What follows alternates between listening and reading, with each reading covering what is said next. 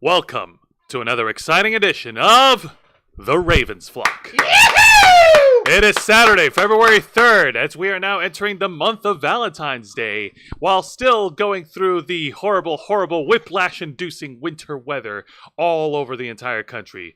But the weather won't stop us, because I've said this once and I've said this a million times. Whether it's a slow week, a busy week, or even a dead week, no matter what the weather is, there's the news to talk about, and we're here to share with all of you tonight. Yes. I'm your host, Jose Casabona. I'm also the host of Wrestle Rewind, and I am the founder, executive producer, and content manager of this channel, and we appreciate all of you tuning in right now. And joining me on my left is the host of Los Amigos Play, a man, unlike a certain star-spangled wrestler from WWE, managed to finish the damn story, Mr. Angel Mendez. Hello, everyone. My name is Angel. Nice to see you all. Once again, it is a joy and a pleasure to be with you on this refreshingly cold Saturday. I gotta say, I'm really enjoying this weather. I hope that, as usual, you enjoy staying with us as much as we enjoy talking to you. And yes, I finish my stories. I always do. Especially your story. Because when your eyes close, mine will be the last face you will ever see. Wait, no. Was that a threat? Forget that. Don't worry about it. All right, and joining me on my right is... Actually, Angel, do you want to take turns with this? I'll start first. The host... No, you start. The host of the Black Files. My tag partner for Wrestle Rewind. The beautiful, big, bone, bodaciously hair bastard. Mr. Juan Arau. Yeah. I guess that works. Thank you for that introduction, Angel. misbearded, sorry. Don't you guys ever forget the mister. And much like all our other shows on this channel, we are simulcasting on YouTube and Kick. Hit the subscribe or the follow button on the bottom right corner of your screen. Click the bell icon to enable notifications. Leave your questions and comments below, and we'll answer as many as we can. And if you wish to go above and beyond to support the Ravens Flock, then you can become an Inner Flocker. For $4.99 a month, you'll have access to all the perks that comes with our membership. Juan, tell them. Well, for all the Inner Flockers we've got in our chat, and I know we have plenty, go ahead and show off those lovely membership badges and custom emojis, letting everybody know that you're stepping up in order to help save the Ravens Flock from the clutches of late-stage capitalism and become full-time YouTubers, become full-time streamers, full-time entertainers, and journalists extraordinaire in the world of nerd and pop culture, because let's face it, while we've got the skills to pay the literal and metaphorical bills, we're unfortunately also having to depend on 9-to-5 jobs that, while they pay well, they sap away at our souls each and every single day of the week. We got the skills to pay the bills, but our 9-to-5 jobs leaves us with the feeling of kills. Oof. Look at this guy, for example. You think his hands are clean? Hell no. I have to freaking douse him with chlorine and oregano in his hands anytime he enters my domicile, so I'm not incriminated for all the kills that he's got the skills for in Minecraft. Day from 9 to 5, I sink my hands into the deepest and darkest of muck. I take big handfuls of that disgusting black tar, and I look into it and I wonder, what were you before you turned into this? Did you have hopes? Did you ever dream?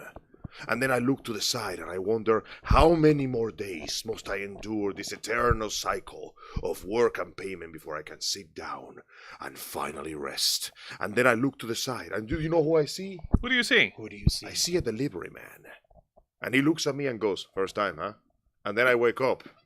And I promise that I'm not going to eat pizza again before going to bed, but I keep doing it. The pizza's really good. You also get access to members first and members only content and special discounts to our merch store. Link in the description below. And you also get access to us, the Ravens Flock, your favorite motley crew of nerds. Here to make your voice our mission by providing us your thoughts, your input, your feedback, your ideas on how to better shape the future of this channel to suit your taste. Hang on a minute. First of all, ow, Mr. Geek Me Out. That hurt. Jose doesn't look like a homeless guy. I assure you, no homeless man can afford shades that size. See, are you serious? No, Mr. Geek Me Out. Jose doesn't look like a homeless guy. What kind of fucking cool homeless man is this dude finding? Yeah, seriously. But also, dick. Also, Project Metal Music, how's it going?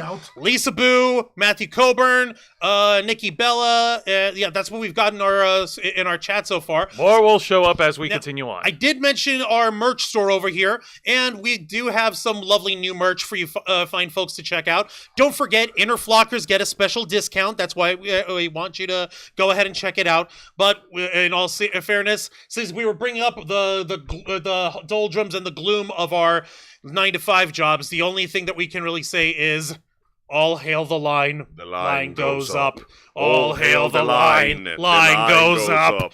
All hail the line. But Line goes up. goes up really good, though? What goes up really The good? stocks at Glitch Energy, who have been ever so kind to sponsor us. The fantastic folks at Glitch Energy develop energy and hydration drinks, as well as many supplements to keep you energized, hydrated, and more importantly, awake in this increasingly infested with doldrum world. As you can see, I am enjoying a nice, tall, cold glass of blackberry lemonade known as the Revive series, and many of the exclusive flavors, like Guava Warfare, are already gone because they're only there for a limited time. So jump in there, use the discount code, and get yourself some good old energy drinks. You know that pod that I had? Yes. I've been using that crap for like a month. It's lasted me forever. That's insane. You're literally only using one scoop filling the cup, and that's been lasting you this whole time? Yeah, normally I use it like 2 or 3 times a week, sometimes 4 times a week, and I still have over half of the pot left. So for the amount that I am paying, I am definitely getting my money's worth. And I don't know you folks, but if I don't like it, I ain't gonna sell it. So go get some Glitch Energy, put our goddamn code in there, and get some of that delicious,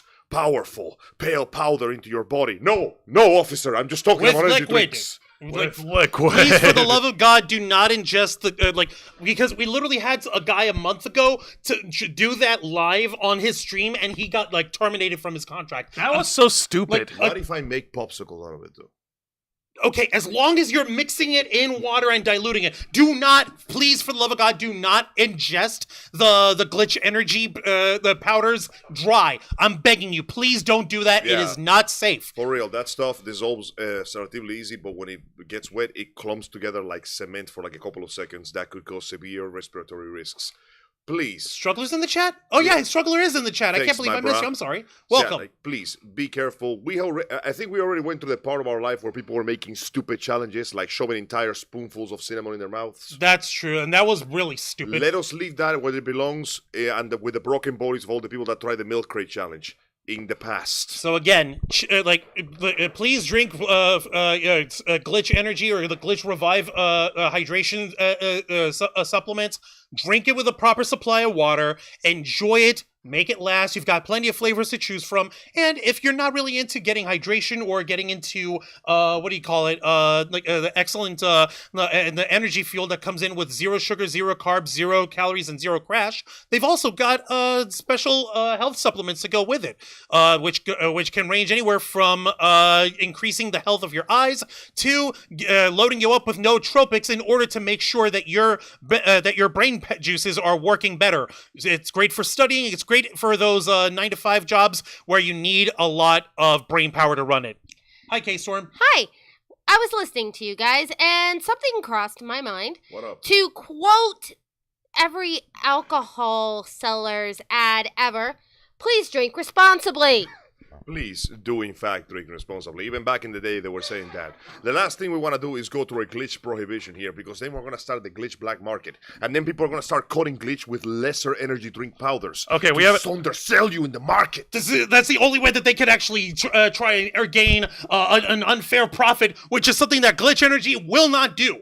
Consume responsibly, and we'll be behind you 100%. Because Absolutely. in the words of Enzo from Bayonetta, I want to have my shoes made of rubber, not concrete. Glitchenergy. Go to glitchenergy.com. Use the promo code FlockFuel. Get 20% off all your on all your online purchases. All right, let's go. Thank you again, Glitch Energy, for partnering with the Ravens flock.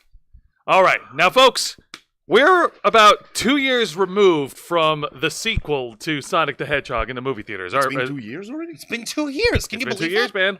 It came out in April, well, almost 2 years. It came out in April 2022, if I'm not mistaken. Yeah. I'm sure flies by when you're going fast. But, dude, how big of a movement it was when the folks went to see the sequel. Like, the first movie was great. First movie was awesome, but the second one, like, they expanded the whole universe.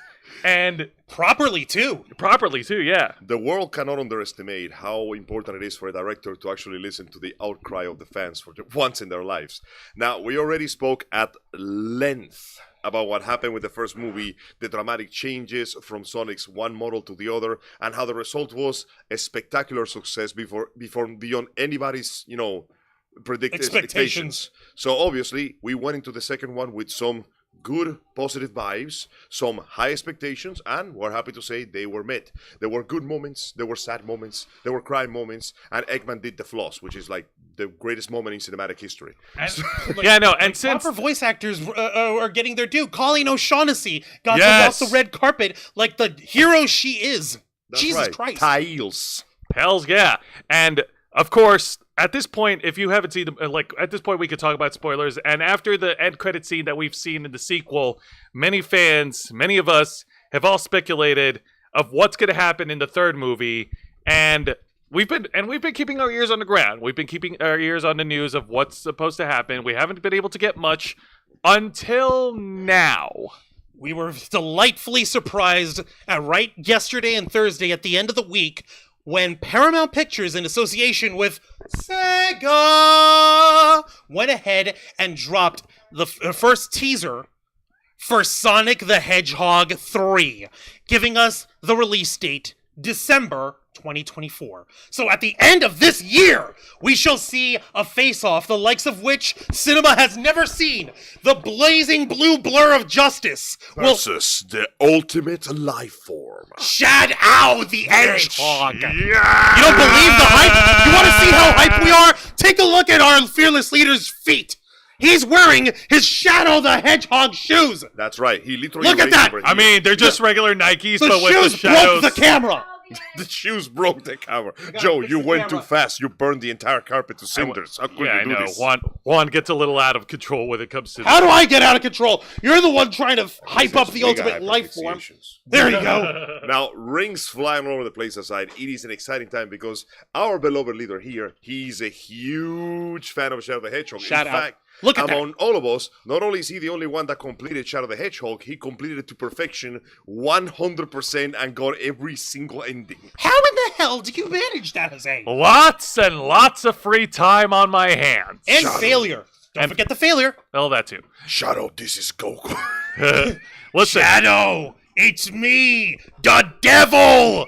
Oh my god. Listen, Shadow the Hedgehog is the coolest Come with and me. most well. Steal candy from Shut up for a babies second. and Jesus, small Quan. businesses. Quiet for a second. Pay Jesus, you talk taxes. too much. So, go ahead. Go on with your But no, I'm backstory. just saying, I'm sorry. Shadow the Hedgehog, he is the coolest, he is the edgiest, he is the most well-written, complicated character in the Sonic franchise, and I will die on that hill. And no amount of PowerPoint presentations or arguments will convince me otherwise. Shadow had a bit of a You done? complicated history when the Yes. second game came out, and he Yay. did become, in fact, one of the most popular characters in the entire franchise because he was literally dark and edgy Sonic. And let's be honest, you gotta love that shit when it's done with sincerity. The result was a combination of factors, as many times Sega tried to recreate the spark that was Shadow to somewhat mixed success. Despite of all of this, or rather in spite of all of this, Shadow has consistently been one of the most beloved and popular characters in the entire series, to the point that, let's be honest, You cannot go wrong with putting him in a Sonic presentation. Hell, we're putting him retroactively in Sonic stuff. And when the announcement and when we first got a glimpse of Shadow the Hedgehog at the end of the sequel, many of us, well, I can't speak for many of us, but I personally was speculating as to who's going to be the lucky guy to voice Shadow the Hedgehog. Now, Angel, you have your theories, don't you? Personally, I wanted Ryan Gosling, but that ain't gonna happen. He's just kidding. All right. Personally, I wanted Daniel Southworth. That would have been a good one. That would have been a good one, but that's not going to happen. Also, you know what? I had a joke pick. I wanted Roger Craig Smith. Remind me. He voiced Sonic before. He voiced. What the? He voiced Seriously? Sonic, It's yeah. Wonder Blue. Oh my Blue. God, Roger. Sonic, feel the steel of my chaos blade. That would be the most hilarious casting gag of all time. But I don't think. No, we're talking about like Shadow. But the article that we're about to pull up right now will give us a little bit more info on what to expect for Sonic the Hedgehog 3. Glitch Energy is releasing a new Shadow theme. no, but they have one. They have a BlackBerry energy drink that's inspired by a cool VTuber. I don't remember the person's name. Scott McNeil, voice Shadow. In a perfect world. Mention that. You guys know, by the way, a small I deviation. love it that our fans are giving fan theories, but go on. Small deviation. You guys know how he made a cameo on the Woody Woodpecker CG film? It wasn't a cameo. He was part of the cast. On Twitter a couple of days ago, somebody talked shit about Woody Woodpecker. This caused the entire population of Brazil to come in and kick this person's ass. 24 hours later, a new Woody Woodpecker movie was announced. What? Yeah. Just to spite this guy? The entire continent of Brazil made a whole new Woody movie to make this man shut the fuck up. Wow, Brazil, the capital of colorful carnivals with scantily clad ladies and lots of kidnapping, have also given us an incredible superpower: the power of marketing. I'm just saying, find yourself a girl that loves you as much as South America loves Goku. All right, you two Peckerwood jackasses. Yeah. Let's go ahead and get to the article. Yes. Now. When did you become a Southerner, Jose? Today. I live in Tampa, Florida. I think I've for over 2 decades. I think I've lost the right to call myself a New Yorker. Nope. This is kind of Southern. New Yorker forever. You can't escape. Nope. It is the rule. If you moved here from the north, you're a damn Yankee. Well, the Yankee came from the south, and to be fair, though, I came from even further south. I'm still here. So Angel has a little bit more southern cred than you. So you're the woodpecker out of all. Why do you think Angel throws up so much racism? My entire home is made of nothing but hillbillies, dude. Our Spanish is the slang of the Spanish language. Why do you think Angel throws up so much racism during Los Amigos? Excuse you, I hate everybody. All right, let's get to the article. You guys are bickering like idiots. Come on. Go ahead. All right. Now, in an article provided to us by IGN, the headline reads, Sonic the Hedgehog 3 adds Kristen Ritter, Cristo Fernandez, Alila Brown, and more. All right, and this article comes by way of Adam Bankhurst. Thank you very much, Adam Bankhurst. Following the news that, well, actually, you know what? We need to actually bring him up first. This is you, though. Hold on. This is your time. Yeah, I think we need to bring up the big kahuna first. Yeah, let's address the big elephant in the room. Well, yes. Yeah, first things first. With the ending of Sonic the Hedgehog 2, it was left ambiguous enough to think that our main baddie, Dr. Ivo Robotnik, a.k.a. Dr. Eggman, a.k.a. Jim Carrey, in the performance of his life. Thank you, Wolves in the Mist. We appreciate your presence. Thank you very much, Wolves of the Mist. When you howl at the moon, we'll think of you, brah. Hells yeah. And, yeah, no, we thought that Dr. Robotnik was done for. We thought he exploded really hard, I'm just saying. Later, haters! We thought he was done for, and honestly, we thought that this would be a good way to wrap up Jim Carrey in the Sonic movie franchise. But we were wrong. Or was it? You can't put a good mad scientist down like that. In an article provided to us by Variety.com by Brent Lang, the headline reads, Jim Carrey returning for Sonic the Hedgehog 3, and it's an exclusive from You gotta Variety. understand how big this is. Jim Carrey has made it very clear that after this unpleasant experience he had in Ace Ventura 2, he doesn't do sequels at all. The fact that he came back for the second is already a miracle. The fact that he liked this so much that he's coming back. Dude, I am so excited for this. It's really cool. Like, if he's hyped enough to come back for number 3, then this is definitely hype-worthy. All right, so let's continue on with the article here. Now, we haven't seen the last of Dr. Robotnik. Great start. Jim Carrey will reprise his role as the mad scientist with the formidable facial hair in Sonic the Hedgehog 3. The news comes despite the fact that, and here there will be spoilers, The second film in the series ended with Dr. Robotnik falling from a giant robot to the ground below, a potentially fatal tumble. Yeah, fatal wouldn't be the word I would choose, but I'll Let's continue. be honest, that man runs on Looney Tunes logic. In the film's post-credits scene, however, it is revealed that Dr. Robotnik's body has not been found, setting the stage for Sonic's main antagonist to make a dramatic return. The combined global box office for Sonic the Hedgehog and Sonic the Hedgehog 2 stands at $870.8 million, hence the enthusiasm of impressive, Paramount, very the studio impressive. behind the video game adaptations, for another installment in the franchise. The studio is also making a spin-off series, Knuckles, that will premiere on Paramount+. Carrie's return was teased on social media, with the Sonic filmmakers releasing a teaser, including Dr. Robotnik's distinctive cackle. We're not going to be able to play the trailer here, the teaser on this channel without getting copyright claimed, but you can go ahead and look it up on your own time and How do you check it out. copyright claim laughter? You'd be surprised. You'd be surprised, dude. Okay, so this is all like technical stuff. That's like all okay. technical stuff. The big news is Jim Carrey is back, and he's back as Dr. Robotnik for Sonic the Hedgehog 3.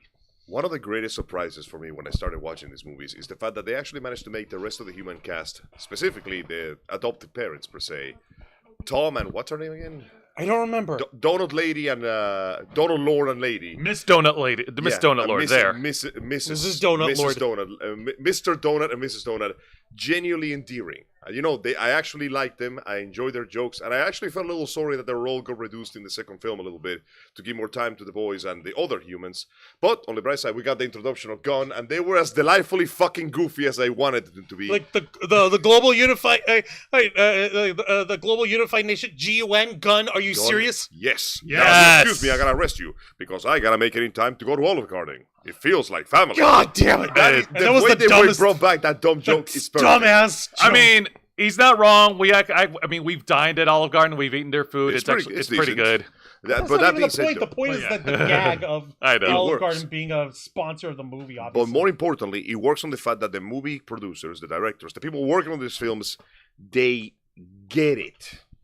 They understand. It feels like it's genuine. It feels sincere. It feels like people actually give a shit. They have their finger on Tom the and pulse. Maddie, there we go. Tom and Maddie Wachowski. Yeah, they have their fingers on the pulse of what's cool. Yeah, and more importantly, that's how the movie flows properly. For example, in the second film, remember that scene when Tails and Sonic get lost in the mountains? Yes. And this somehow ends in an impromptu dance contest that they win to get some guidance out of there? Yes. Do you notice how nobody has questioned, hey, how come the humans in this mountain cabin don't question the anthropomorph? Because shut the fuck up. Because shut the fuck up Because already. it's funny and it's cute, and cute. it's adorable and they're dancing and they're doing space lights and it's great. And they beat a Russian dude in Yeah, a dance-off. because it's Right. treated completely serious. Ironically, for being a comedic scene, it's a comedic scene played straight. There is no elbow nudging. It's the Leslie Nielsen rule. Yeah. Leslie Nielsen, an incredible actor who in his later years Naked Gun, baby. who in his later years has been My hailed favorite, as wrongfully accused. has been That's my hailed heart. as a comedic genius. His rule is, I will play every single role as seriously as possible, no matter how fucking ridiculous it is. That's how he makes it good. That's how you make good comedy. That's how you make Kino. Gino. So, needless to say, we are all very much excited for this because holy shit, Shadow is gonna be here, and Shadow is the coolest guy. And Shout speaking out of- the Edgehog, and speaking the of- ultimate life form. And speaking of which, let's go ahead and unveil the other article so we can get to the other surprises for. And to ask your question, Wolves in the Mist, Sonic's age is kept usually age. He's usually represented to be as Teenager. either a teenager or an older teenager. Yeah, let me see. Take a look over here. Wayne looked like the guy from Supermarket Manager, the movie. Sausage- Oh, God. damn no! Please don't remind me of that movie. That's the age. Yep. No, it was theorized once that was- Shadow was the clone, but that was fixing his game when it was actually explained what and who he was. yeah. He's the ultimate life form. He's the ultimate life form. All right, so Okay. let's get into the other article from IGN where it gives us more details on what to expect for Sonic the Hedgehog 3. First off, congratulations to the actress that is going to play the role of Maria. Well, Everybody's very excited to see you getting shot in the face. All right, scroll back up. Yeah.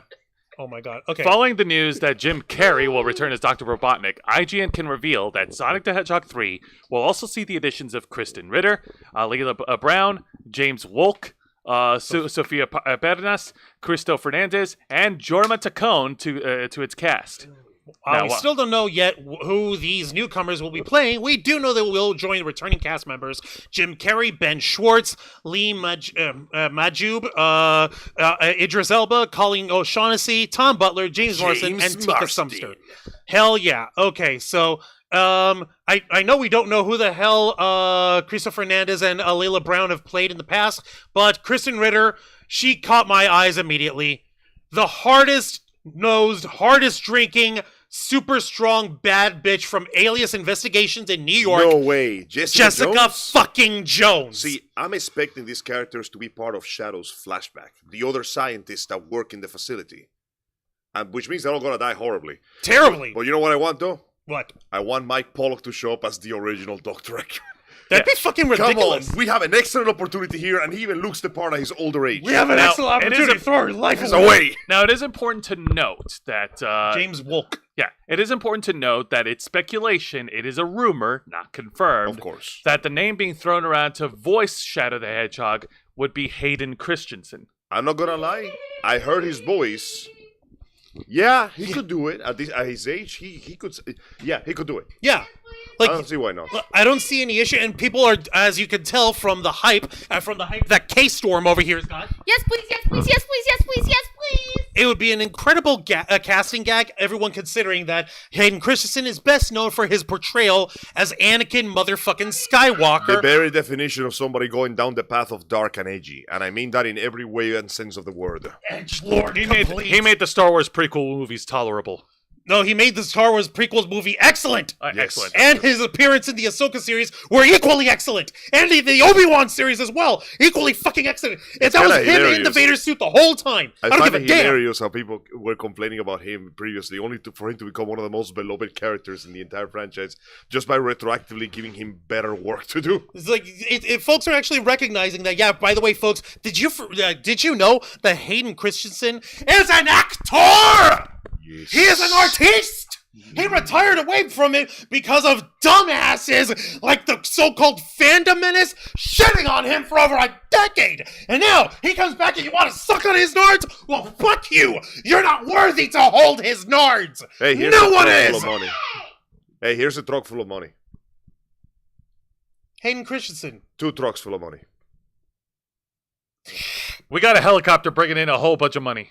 By the way, Welcome back. you see that 18-wheeler in there? Yes. Guess what it's full of? No, it's custard cream, his favorite. Cool. So there's another one over there that's full of money. Oh my God. Point in Point case is, it is, mind you, just a rumor. Don't call us out on it. But if we're right, praise us as much as you want to. But we're hoping that it's true because, okay, on one hand, I kind of hope that it's true. On the other hand, I hope that it's just the most completely out of fucking nowhere pick. Like the fucking Urkel voicing Sonic, voicing Shadow. Oh my Right? god. Now let's see here. But that's no good. Hold The on. new cast is led by Kristen Ritter, who previously starred as Jessica Jones in Marvel's Jessica Jones, as Juan aforementioned, Jane Margulis in Breaking Bad, and Chloe in Don't Trust the Bitch in Apartment 23. Seriously. As for who she plays in Sonic 3, there are rumors swirling that she may be the perfect candidate for Rouge the Bat. That's right. As in the white bat chick with the titties. With Listen. the bazongazongs. Listen. With the boobalas. If Jose wants to get it on with a bat. And you don't? No. I have a soul. Listen, disregard your brother's lack of culture. My tastes in the feminine form do not go towards wanting to bang a bat. Listen, it's That's okay. his department. I will not judge you. It goes with his grim, dark, edgy I thing will that he's never doing. judge you. It's literally black and white. I'm happy you He finally wants came out. to get into Let the Angel bat. talk. I'm happy He you. wants to mutate a new virus. No. You misunderstand, my friend. You are missing a very important concept. Okay. From the beginning of time, man has searched for only one thing in his life: ass.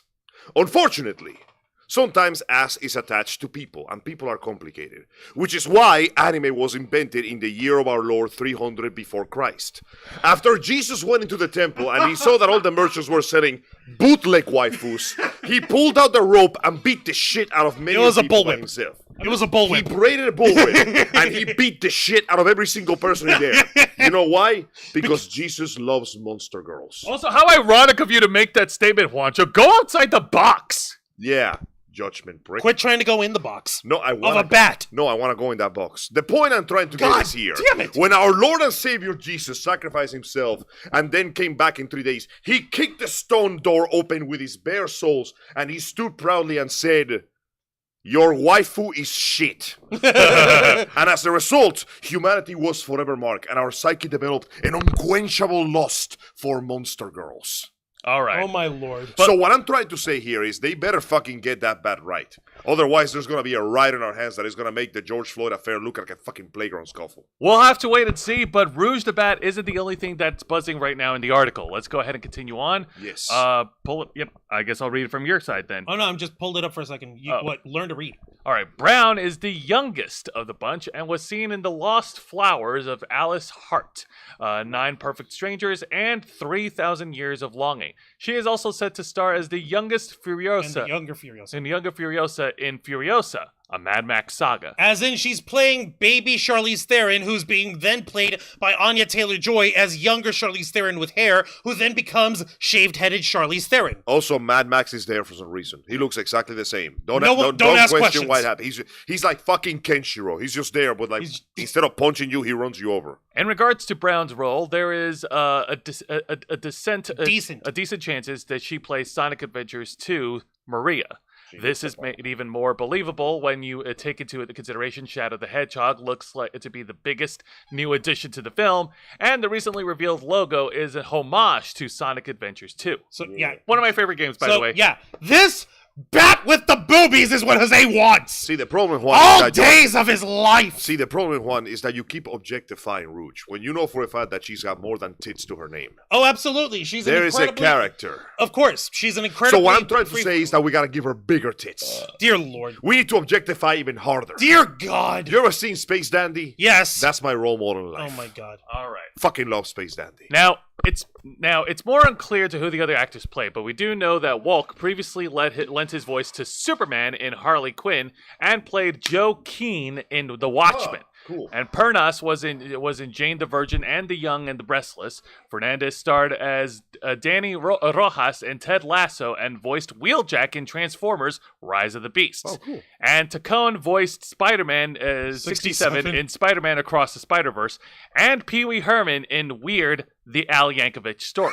Okay, so Jorma Tacone, this dude with the glasses and the plaid. YouTuber Jacksepticeye for a second there. No, this dude with the plaid and the glasses, he was in the Weird Al movie. Automatically, he's got my vote on whatever, he's got my vote of confidence in whatever role he plays. So far, it looks like we have a nice, solid cast here. We just gotta see what they actually do. Who's gonna be the president? We're going to find out. We really don't know, but we are going to find out very soon, my friend. Oh my God. Also, Tacone is a member of The Lonely Island and was the creator of the writer of MacGruber and wrote Pop Star, Never Stop Stopping. Jesus.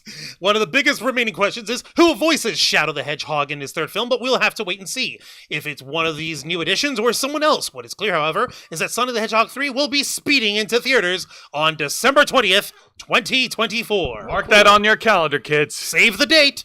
Now, you know what? I'm gonna take that for myself as a nice late birthday present. Yay.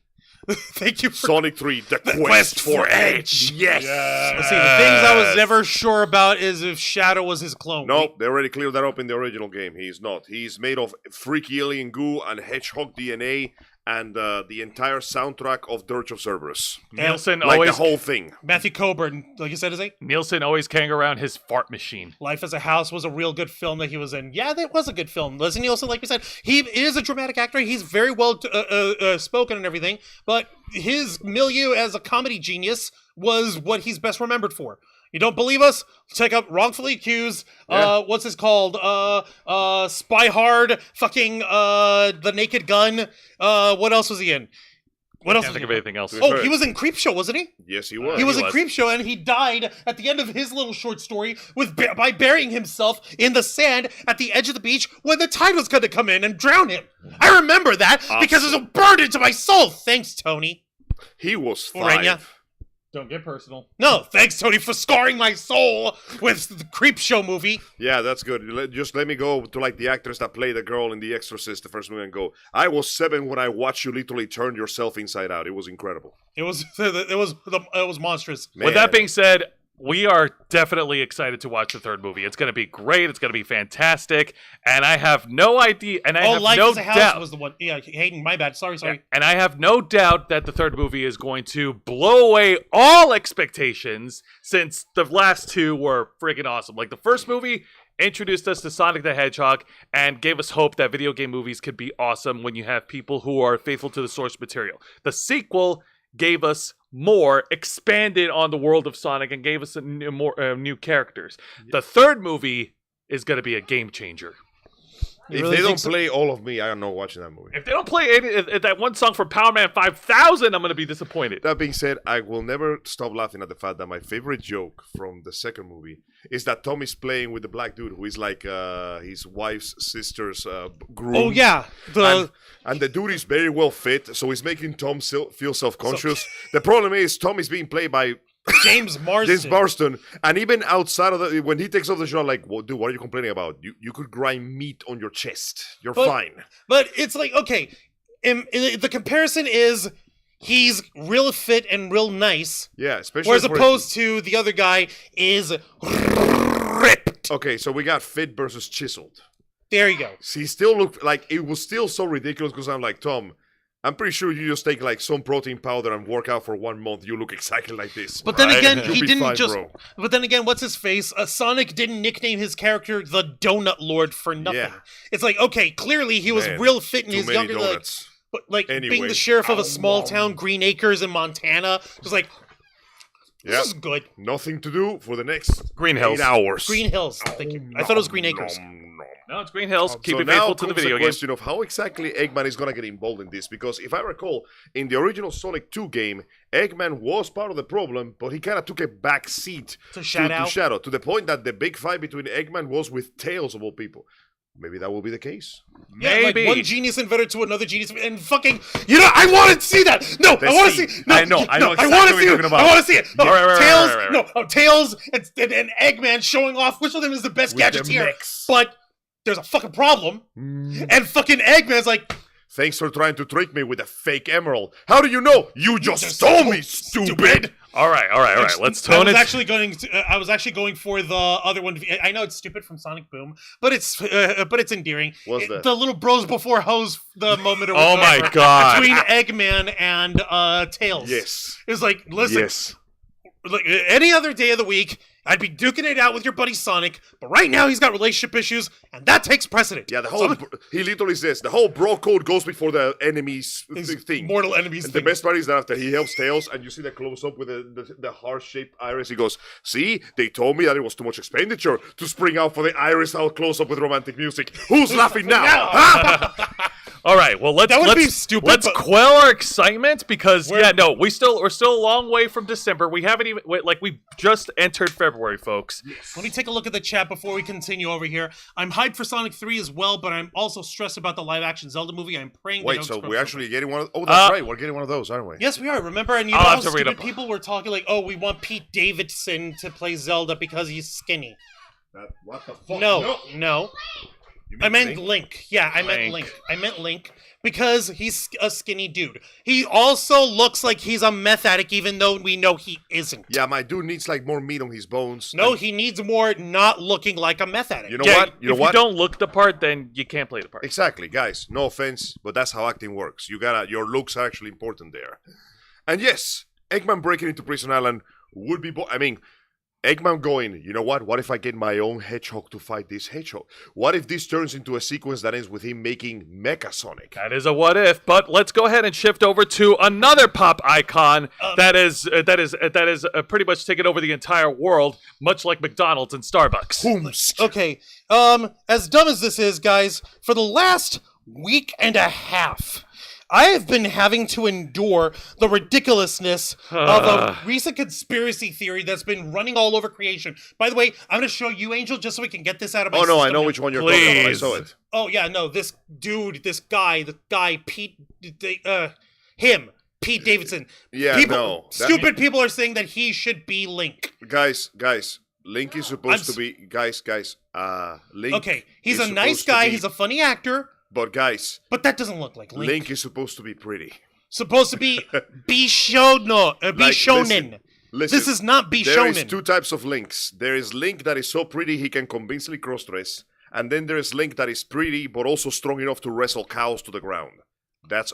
We don't need this guy. We need somebody who looks good and has some muscle definition himself. Exactly. Okay, now that we got that out of the way, sorry, Jose. Please, let's go ahead and talk about someone who actually does look good. Okay, and that would be the world-renowned, multi-award-winning, movie theater experience saving, gigantic stadium sell-out world tours having, former country singer, now pop singer, but still kind of country-ish if you look at her, woman who has, until very recently, has had way too many boyfriend problems, Taylor fucking Swift. I'd like to go on record right now that me and... You saw her name, but they have not come yet. We're still safe. I'd like to go on record and say that me and K-Storm actually argued it with Juan about talking about this. No, we argued about bringing this up. What I'm doing here is dispelling this shit by bringing up how it doesn't work. Now, over the last couple of weeks, there's been a fuckload of, actually since a little over last week, where people who are in the know that Taylor Swift is currently dating a dude who is like the tight end of the Kansas City Chiefs. What's his name? Big dude. Travis Kelce. There we go. And congratulations on your 17-10 victory, by the way, Mr. Kelce. yes, against the Good Baltimore job. Ravens, which, by the way, for the record, We are not affiliated with the Baltimore Ravens. no, but you want to know what I do want to be affiliated with? Their fucking Twitter handle for the Ravens flock from a fucking fan that took it ages ago, who's never used that Twitter handle. And Elon Musk, if you want me to take any kind of respect from you, you fucking shut down that account and let us take the handle. Elon Let Musk. us get the Ravens flock handle. We've been using it actively for over a decade. This person who does like a Baltimore Ravens fan think it's at the Ravens flock. It's not been active in 14 years. What if no, they're dead? in 12 years, my bad. Still, point is, they haven't been active in 12 years, and they've been holding that fucking handle on Twitter hostage. They're the reason why we couldn't name ourselves at the Ravens flock on Twitter, and they haven't been doing shit since 2012, so you motherfuckers better relinquish that shit so we can put it to proper use. What if we could buy it off them? I wish. I'd be like, here's $5 and a handshake. Give me that thing. You're not going to use it. If we knew who it was. Elon, I have never asked anything of you because you're a billionaire and I know you're going to screw it up. But if you could do anything to flex that incredible amount of power that you have with your finances, I want you to abuse your authority and take away this man's info. It Give us belongs the to Ravens us. flock handle on Twitter. Okay.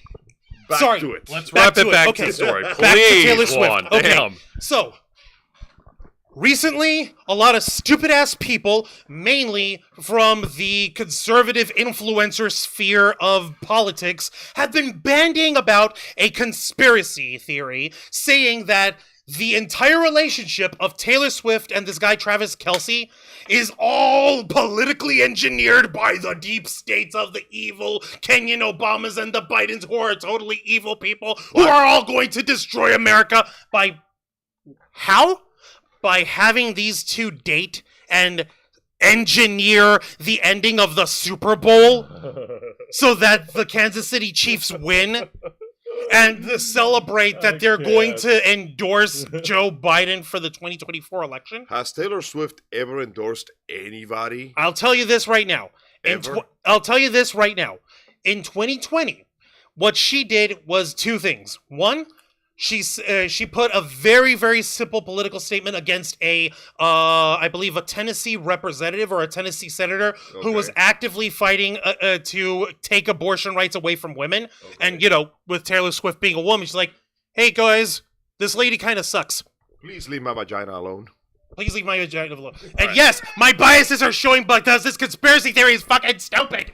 Because who in their fucking right mind can legitimately believe that any political party would be so competent that they would be able to, A, engineer a pop star's rise to fame, rise to power, rise to influence, and a football athlete's rise to fame, rise to power, rise to influence in order for these two specifically to get together to specifically have this year's election and this year's Super Bowl, all coinciding for these two who are something of a power couple to take it all over and destroy America by giving an endorsement to Joe Biden of all fucking people. Let me see if I get this straight, because I'm trying to wrap my head around this bullshit.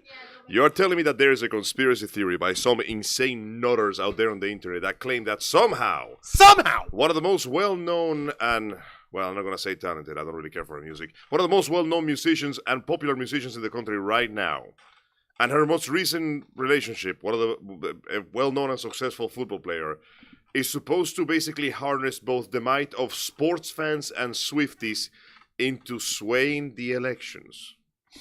That's exactly it. That's exactly what these people fucking think. Now, I'm taking a look at the freaking comments over here. I bet the people who created that conspiracy are the same fucking idiots who marched on Tinfoil Hat Day in 2021. That was so bad. You mean January 6th? Yes. That was so bad I felt a spike of pain go through one side of my head to the other.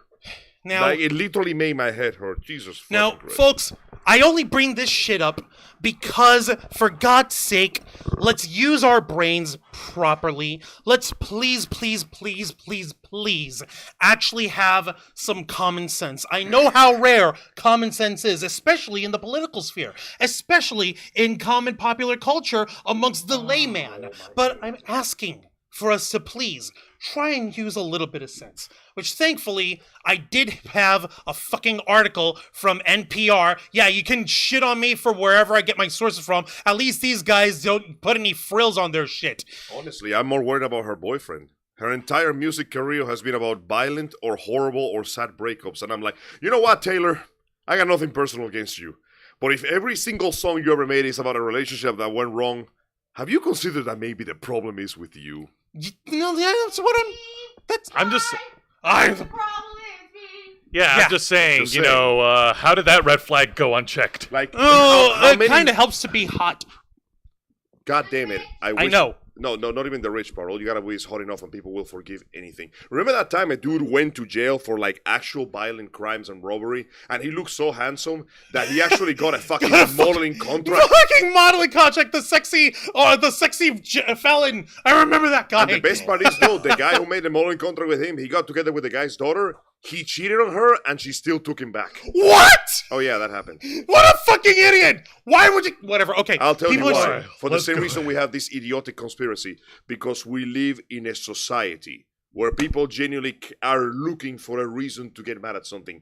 They have become addicted to clout. I mean, shit, look at the other side of the arena. Her fans are insane rabid monsters. That's what happens when their lives are boring and they don't have anything to gravitate to. Wolves in the Mist. We'll bring that up in a moment after I hopefully help dispel the stupidity of this thing. All right. And let's go ahead and get to the NPR article. All right. The headline reads, here's why conspiracy theories about Taylor Swift and the Super Bowl are spreading. Comes by way of, what's this lady's name? Hold on. There we go. Shannon Bond. Thank you. Jesus. Her name is Bond. Miss Bond. Okay.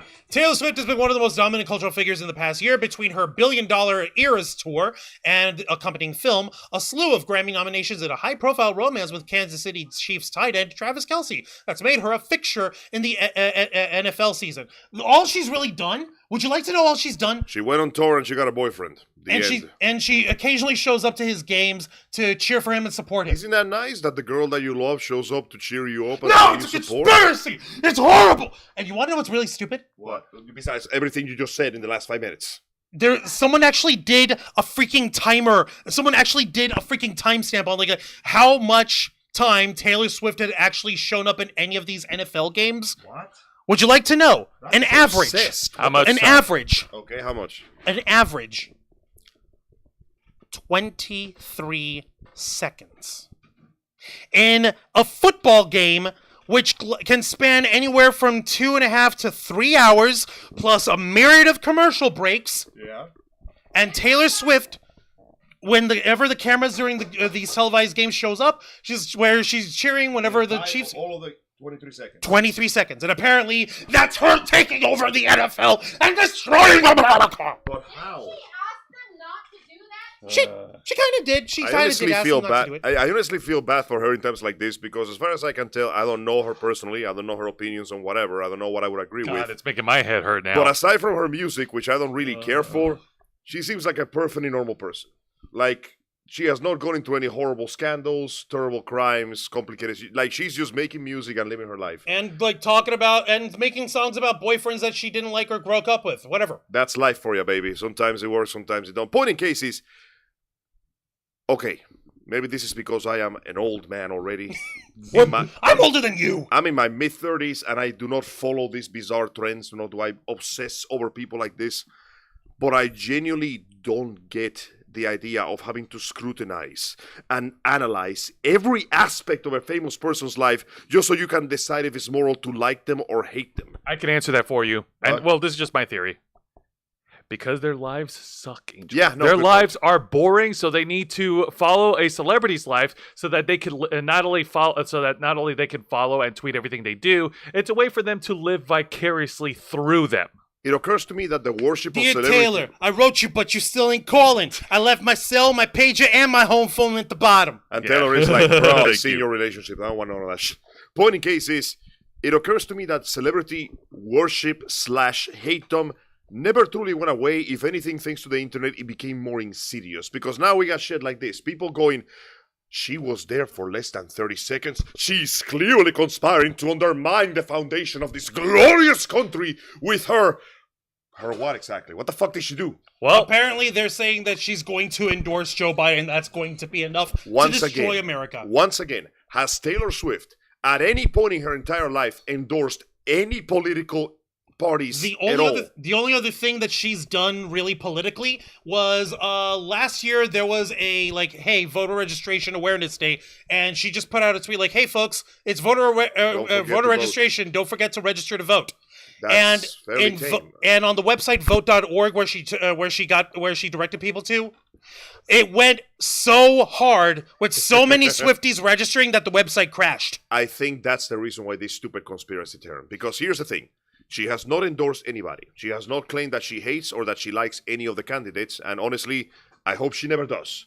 But I think that's the reason this stupid conspiracy is born. Because she has the power to move the masses. Her little cult of personality, not so little cult of personality, built around her fandom, will do whatever the hell she tells them, and even the things that she implies to tell them, which means that they are afraid. They are afraid that she might say something, anything, no matter how innocuous, that may be misinterpreted as support of either Joe's party or Trump's party or whoever the hell is doing it, and that will result into a massive influx of stupid medication-addled Zoomers rushing to the polls and completely fucking up the voting process, to which I go... How is this any different from any other election then? Let me get back to the article. So Let's we can get back actually over to the dispel this some article more, so we can please. dispel some more. This is so fucking dumb, Christ. I'll take a turn. Case Stormer's got something to say real quick. If her motivating people to go vote is going to screw up the whole voting process, it deserves to Maybe get it screwed deserves up. to get screwed up. Yeah. I agree. Good point. Guys, democracy has its flaws, but we should not blame her for basically saying, you know, we should uphold our civic duty and vote for the people that we want in office. That's right. Now, I'll help you out.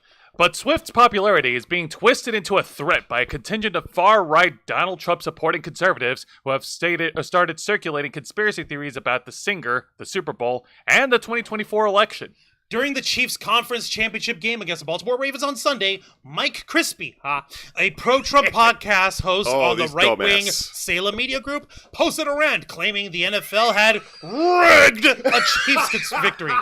All to spread a Democrat propaganda. Calling it now. KC wins, goes to Super Bowl. Swift comes out at the halftime show and endorses Joe Biden with Kelsey at midfield. It's all been an op since day one, Crispy wrote on Twitter. Anybody.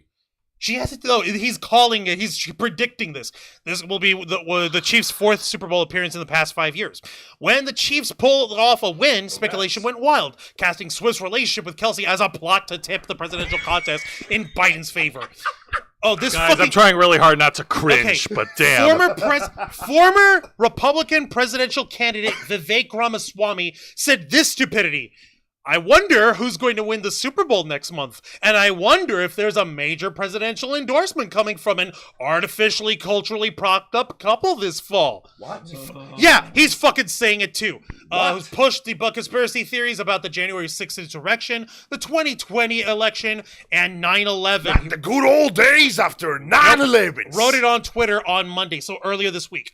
Unfounded claims about Swift's alleged role as a government plant have been swirling around for some time. Last month, Fox News host Jesse Watters speculated that Swift might be a Pentagon psyop, an asset it's unused for psychological operations. Just another casual reminder, folks, do not rely on Fox News for anything that they considered news. You know what the best part of all this is? Okay. If you went up to Donald Trump and just ask him what he thinks of Taylor Swift, at best he'll tell you he doesn't know. At worst, he'll tell you the one song he likes. No, he's already said something about Taylor Swift. What did he say? I'm more popular than she is. I don't understand why anyone likes her. So that's exactly what I expected from him. Then Just him being a preening egotist. Then. Yes, this is fucking You stupid. know what? It sounds like that conspiracy guy, it was just really salty his team didn't win. Probably, yeah. Like, bro, they will do anything just to go that, hey, maybe the other guys play better. Has that occurred to you? Apparently not. So, Miss Swift, how does it feel to be the guiding hand that can turn the entire political party of the United States on its head without even trying to? Look at Damn, this girl. Like, wow, that is the level of success I wish I could achieve one day. Seriously. Jesse damn. Watters, whatever the fuck. Oh, The quote. whole situation of Taylor Swift has proven to be one giant Rorschach test for everyone. Let's see. Is Swift a front for a covert political agenda? He asked while noting that he had no evidence. He pointed to Swift's endorsement of Biden in 2020 and her recent encouragement that fans register to vote, which led a surge in registrations. The Pentagon rejected Watters' claim. The literal Pentagon goes, no, she didn't do that. Please stop it. Yeah, please leave us alone. Stop calling us, or we'll Stop call sending you. me lolly hentai that is not actually CP. You are wasting my Your time time. and resources. But the collision of the Super Bowl and a contentious presidential race have propelled a right-wing backlash to new heights. A New York Times report this week that Biden's campaign is hoping Swift will endorse him again this year, even worse. adding further fuel to the fire. Influential right-wing figures, including Jack Pasabic, whatever the fuck, who pushes the baseless Pizzagate conspiracy. So this is the motherfucker who thinks that there was children being held in a pizza parlor in Washington where the pizza parlor doesn't have a basement. Isn't that just This was the idiot who convinced people that Hillary Clinton's holding children in the basement of a pizza parlor in order to eat them, and some guy went into that pizza place with a fucking loaded rifle in order to try and liberate the children, and there's no basement in the actual building. that is literally Fridays at Freddy's. That's Friday. Pretty Five much. Nights at Freddy's, Fuck. yes. Pretty much. Let's see. And radio host Charlie Kirk, who, by the way, has the smallest face I've ever seen on a person, have weighed in. Conservative cable outlets have dedicated multiple segments of Swift, with Fox News' Janine Pirro urging her, don't get involved in politics. We don't want to see you there. Says a lady who was a judge and who went on to TV and got her own TV show. Yeah, sure. I don't think so. I think we best could part stop about- right there. That's Hold on. Best a part little about too all much. this is that so far, after all this nonsense, what happened? She went to the game, she shared her boyfriend, they kissed. That's all they do. The end. But somehow, guys, the strategy- holy shit. No, look at this whole shit. Okay, the strategy of attacking a pop icon as well as a cultural institution like the NFL might seem counterproductive, It is. given that both Taylor Swift and football are very popular amongst the political spectrum. Pop singers, violent sports, apple pie, ice cream, and NASCAR. If that is not the essence of what I'm... Oh, right, and unchecked violence. If that is not the essence of what America is, then I don't want to be in this And the country stupidity anymore. is that these guys who are like these conservative nutballs are actively going against the most popular singer on the planet and the most popular sport in the country. Listen, I ain't got no... Sure, let's keep that strategy up, see how well that flies. Listen, I ain't got no beef with Taylor Swift. So attacking her for this is already asinine. But you are attacking football, sir. Buddy. You forget the foundation of this country was in sports. Because what is war if not an extremely violent sport? And when George Washington grabbed that ball and ran the 600 yards of the river that he crossed by his feet because he's actually Spider-Man, he did not spike that ball between his legs for you to attack the beautiful root that keeps the Constitution together. God almighty. Yeah, no, okay, seriously. we're gonna let you guys read the see? article on your own time, but suffice to say, like you can tell from the breakdown on this, and this is an actual concise, incisive fucking breakdown, which I'm glad for. Jesus Christ. This is a very good detailed wanna, breakdown. Yeah, I do want to actually say this last paragraph here for it. However, the business of many figures in the very online Trump-supporting world is capture and monetize attention, said Joan Donovan, assistant professor of journalism and emerging media studies at Boston University, who studies online discourse. Quote, it's a play for engagement. If you look at interest in Taylor Swift and the crossover with the NFL, you want to be part of those conversations online, Donovan said. Chase the clout. Basically, chase the money, chase the clout. Chase the clout. And One more hit of that sweet. All right. Let's slow down, Juan. Okay, all right. so yeah, it is freaking ridiculous. And yes, Struggler, I know that my bias is showing, but at the same time, my bias is really more towards think fucking logically. Do you really think that any part of our government is so concisely, surgically precise to be able to engineer this shit? Only when it comes to make us pay more money. That seems to be the only That's thing the they're only good at thing it's- nowadays. Yeah, that's But the yeah, only no, thing that like, it's this really whole good. thing is clearly a really fucking dumb ploy to jump into the biggest algorithm and try to drum up attention by bringing in what is important right now.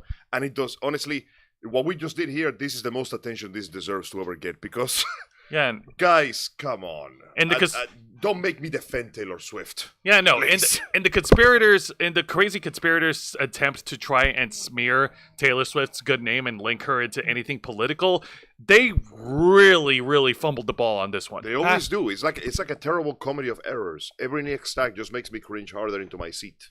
Now, Wolves in the Mist was actually trying to ask you, Angel, earlier. What do you think of Elon's Neuralink being successfully implanted in the first human being? And So, I like cyberpunk settings. And so far, this has been a really boring cyberpunk dystopia we've been living in the last 2 years or so. we've so, been getting the corporate gluttony, but and so far, that. nothing. We haven't gotten many benefits of this. Now, I'm not gonna jump to the negative aspects because everybody wants to jump into, oh man, what if something goes horribly wrong today? No. I want things to go well. I want that neural implant to actually help. Because imagine, if this technology could be used to help people with brain problems like memory loss, Alzheimer's, dementia, bipolar disorder. On the right hands, this could genuinely be, and I know I'm sounding very optimistic, I believe this could be a benefit for humanity. However, Here we go. this is Elon Musk. The He doesn't- space baby dick rocket Who man. doesn't have the best interests in And mind. all it takes is a single engineer or a single contractor cutting costs, and we are going to see psychotic breakdowns that are going to make edge runners look like a fucking preschool slap fight. You know what this reminds me of? There's one specific thing that no one's fucking considered on any of this What's shit. that? And you can blame Ghost of the Shell for this one. In Standalone Complex, there was a disease that they invented in there in order to like show off like what happens with so much like cybernetic implanting. in the brain. cyberbrain sclerosis. Yeah. Sclerosis, if you know what it is, it's literally your brain cells hardening and becoming calluses. It's basically a fatty sponge up here with a lot of electricity and neurons and neural peptides zipping around, giving you the perception of consciousness, right? Yes. Now imagine those spongy, gooey, delicious electrolyte-filled sponge cells hardening.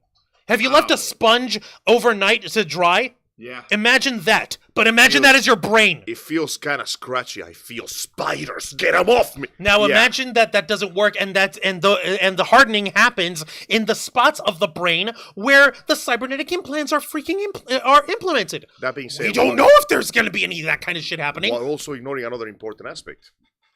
If they turn it on, they can turn it off. And I don't know you, but there's already enough parts of my body that I literally have no control over. I don't want to put chips in my brain.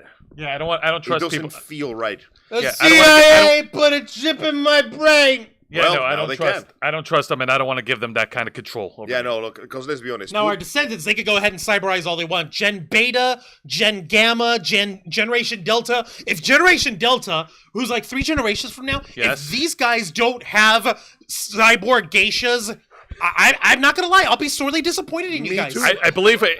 I believe Angel was also trying to say something. Juan. No, I was He's been actually sensitive. agreeing with you on that one. And so far, I'm going to go ahead the route that I normally don't go when it comes to this kind of discoveries. I'm going to hope for the best, but I'm going to prepare for the worst. Now, when they install the instantaneous go to sleep and have sweet dreams as long as you want to mod, then we're talking something. There we go. When they put in the automatic serotonin dispenser in my brain. Oh my god, that would be so helpful. Bro, hey, peace Jose, of mind you were for saying once. how we both have really bad sleep problems, right? Yeah. What if we had a chip for that? Just Help go, regulate. Okay? Alexa, give me 8 hours of peaceful, restful sleep. Understood. That will be 8 hours of heavy metal music with no stopping. Alexa, wait! On the bright side, though, I got sleep when I ran my head into the wall to make the noise stop. But You can't have any problems with sleep if you're knocked unconscious. for real, though, like I said, this can potentially be used for something good. I doubt that Elon Musk, for all his numerous mistakes, would put a chip in someone's brain with the intention of hurting them, because that means he's going to lose customers. And the companies want the lines to go up, as they say. But let's not lie to ourselves. This is new technology. Despite all the testing, there's going to be a few problems. And I'm expecting some very heavy migraines in the future. All right, well, let's go ahead and continue on. Let me read the comments here from Wolf in the Mist. And I hate conspiracy theories because the crazies come out of the woodwork. That is true.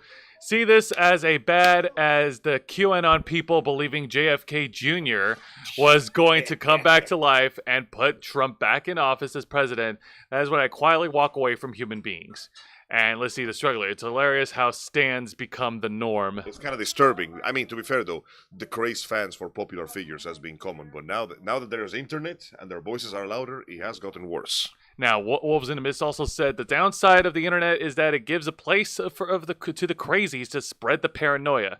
And again, the sad fact that there's more people susceptible to this kind of paranoia is telling.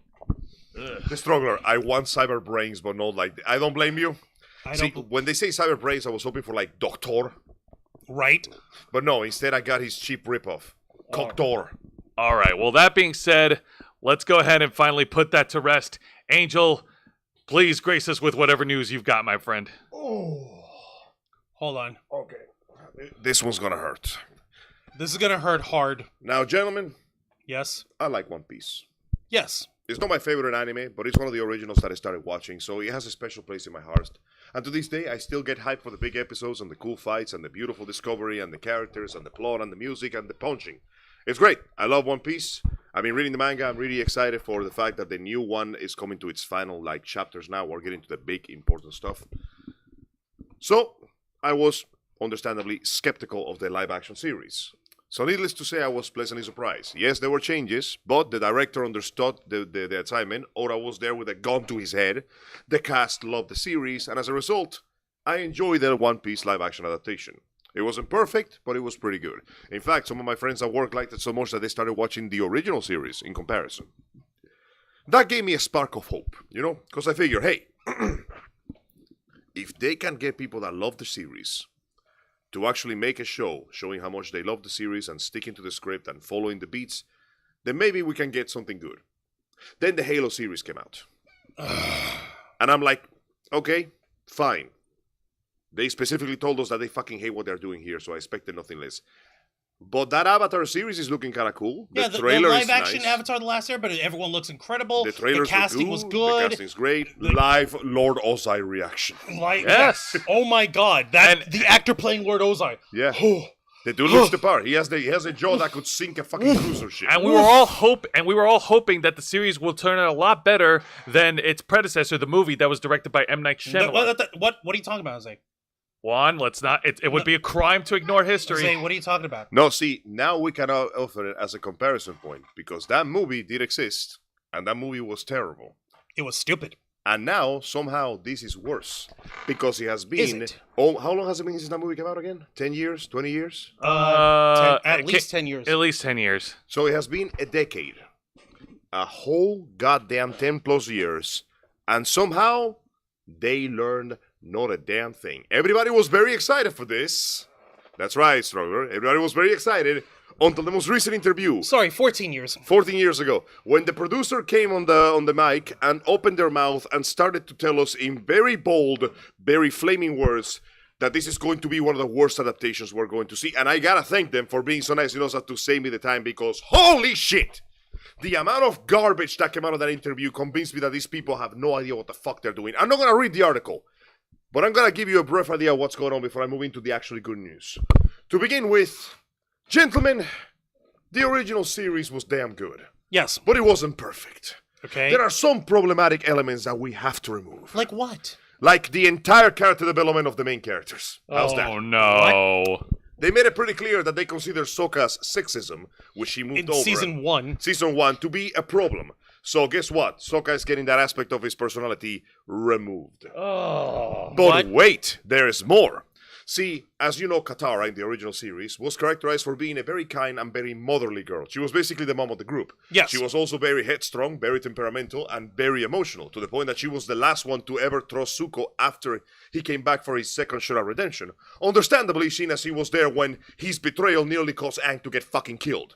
So, she even threatened to kill him if he ever did that again. Oh, rightfully so. Understandable. So Zuko had to work hard. They made it clear, they didn't outright say it, but the article outright says that some of her attitudes and some of her opinions and some of her ways are not going to pass by today, especially when he's tackling the issues of gender. So the implication is very clear. Katara is going to have all her motherly traits removed, and she's going to girl boss as hard as you possibly girl boss. No, Which what? is pretty No! ironic, considering that there's an actual episode in the series where she fights the gender norms of her tribe to prove that the girls can fight properly. It's a fucking cool fight. Even though she loses, the waterbender master is like, damn girl, that was so fucking cool, you actually cured my sexism. I'm gonna propose to your grandma again. But wait! What? There is more, by There which I is mean more. less. Oh In god. the most recent interview, they said that Aang is going to have many of his more whimsical moments removed. That episode where he goes to ride the giant koi fish, fuck that, get that shit out of here. What?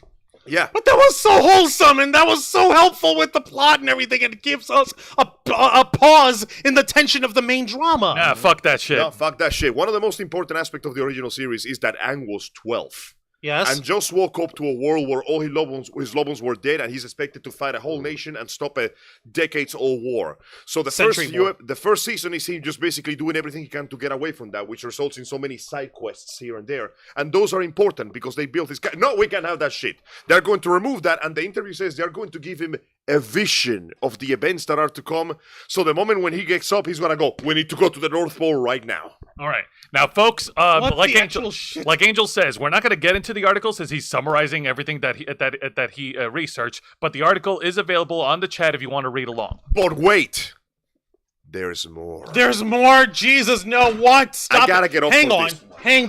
Hold on. If you're my gonna do God. anything to fuck up my blocking, then I have to freaking at least. I want to sit down. I want you to aim this camera down at me because I'm at the ground floor right now for you guys. The producer went on to say, Hang on. Hang on, Angel. One will cue you, okay? thank you. This is one of the reasons why we need your guys' support over here at the Ravens Flock. If We're you'd be so literally falling apart. Angel, you are improving this really insane. No, I'm not. I need you to share on my pain because I am on the ground floor here. I am at the bottom of the fucking Mariana Trench. This is gonna be a shorty one for you. The producer, on his interview, their interview, I forgot who did it, made a big deal about how they had to change things to make them more serious because apparently the stigma against animation has never failed. They still think that somehow animation is lesser, even though the original series tackles some really important topics like racism, colonialism, imperialism, the ability to shed your family, betrayal, ableism. I mean, for redemption. fuck's sake, tough. Toph was fantastic. God, can you imagine what they're going to do to her in this show? Oh no, please don't. She's my favorite. Please Come don't on. call her please don't nerf Toph or anything like that. Allow me She's the to give toughest you- little blind bitch I've ever seen in my life. No, that's the problem. That is the only part of her you're going to see on the show. None of her flaws, none of the problems that her blindness actually causes her in the show, none of the jokes that she makes about herself and others make about her, because we cannot have anything that's problematic. Oh, wait. You know how there was that incredibly dramatic moment where you see the skeleton of Monk Gyatso surrounded by dead soldiers? You Yeah. don't get to see the fight, but the image speaks 1,000 words. They're going to make you see that now. Oh my god. Because subtlety is for cowards. Ugh. And now for A children's show. the final nail in the coffin. Oh boy. They specifically want to go for something that is not unlike Game of Thrones. So, butt fucking. But fucking a nudity. No, and- they're basically saying that their idea of maturity is Game of Thrones. No. It's kind of No. ironic. When you actually watch Game of Thrones, there is a surprising lack of butt fucking when you actually get to the important parts of the plot.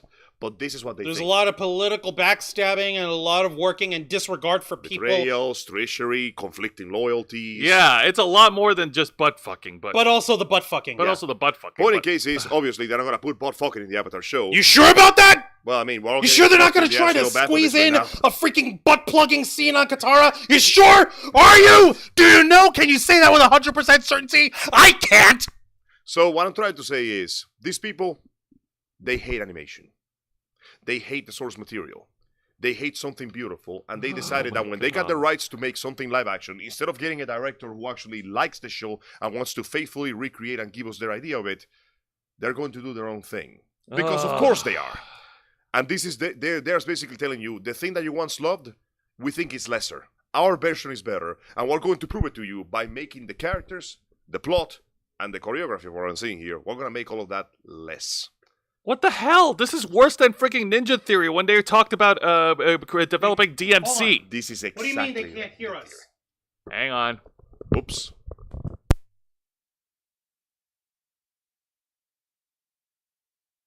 Sitting on his soapbox. Can you hear us now?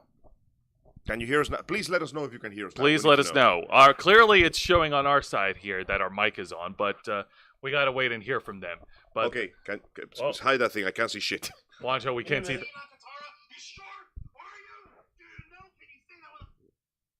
One skip.